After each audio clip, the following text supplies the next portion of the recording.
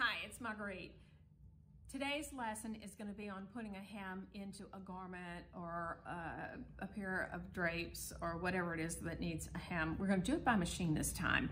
And all machines all come with this lovely stitch that is used for a hem. And this is what it looks like. This is what the picture on the screen on your machine will look like. This is something that takes lots of practice. So it is something that you want to not do at the last minute because you'll need to work on it. But this is what the actual stitch looks like in your window on the machine.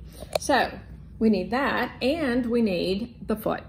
This sewing machine foot has got a blade right here in the middle.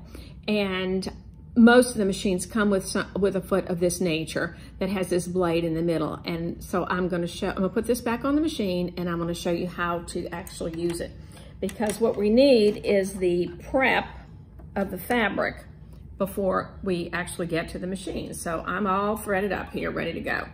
All right, so what I have done on my sample hem, again, we're working on sample hems. Okay, so this is, let's call this the skirt. And I have ironed under, again, about 1/2 inch, 3/8 of an inch, whatever it is that it's called. Well, this is the selvage, actually. I thought you could see this better.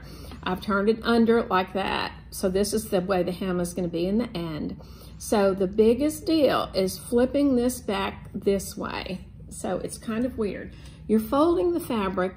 Can you see this? I always think of it in my head. It's like a Z. See? It's going to go this way and then this way. Okay?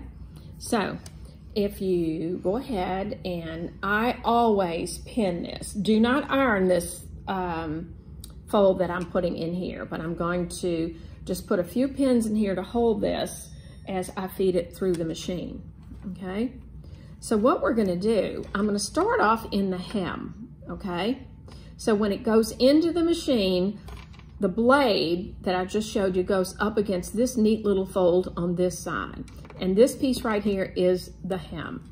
So I'm going to put it into the machine, and I'm going to put the foot down on it so that the blade is up against that fold, this blade that's right here in the front.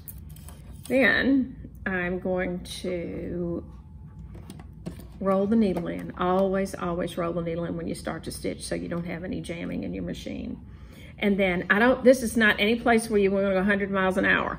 You're just gonna sew along here, and then that little zig bite is gonna go over into the garment. Now you see it's just zigging over there. There is some amount of adjustment as to how big this little zigzag in the middle of the straight stitches is gonna be. So I'm just gonna be trucking along here. Remember, don't drive over pins. This would really be a disaster. But it's this Z fold that I've done, which is the most important for figuring this out. Again, try this on scraps. Try it exactly on a scrap of the fabric that you're gonna be working on, so you know how it's going to behave. And then I'm gonna take it out. So, this is what it looks like from the wrong side. See how this little zig has taken a little tiny bite, and then it goes in the hem straight, little tiny bites. It's kind of like doing this by hand. So the magic comes when, okay, turn it over this way so again you can see it from this way. Then, so there's the hem, and we're gonna turn it over and you're gonna iron it out. Now, imagine that this is pressed, and imagine that the thread matches the fabric. You're not even gonna see it. And then if you look at the wrong side of it, this is what it looks like on the inside. So you see that extra little bite in there, and then this is what it looks like on the right side. This is gonna save your life on things, all kinds of things that you can use it on. Good Lord, costuming, just so many things that as you get into having to do a whole lot of handwork. And handwork is done on very special things, but not on something that, as I say, is a costume, for example. So enjoy. I hope you have a good luck with your stitch.